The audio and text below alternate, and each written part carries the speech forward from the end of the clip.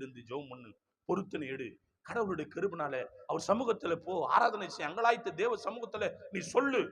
அந்த சொப்பனத்தை கர்த்தர் மாற்றி போட வல்லவர். பிள்ளைகளே, அப்பொழுது அவன் தன் எஜமானுடைய வீட்டிலே தன்னோட காவல் பண்ணப்பட்டிருந்த பார்வனுடைய பிரதானிகளை நோக்கி, உங்கள் முகங்கள் இன்று துக்கமா இருக்கிறது என்ன என்று கேட்டான். அதற்கு அவர்கள், சொப்பனம் கண்டோம், அதற்கு அர்த்தம் சொல்லுகிறவன் ஒருவனும் இல்லை என்றார்கள்.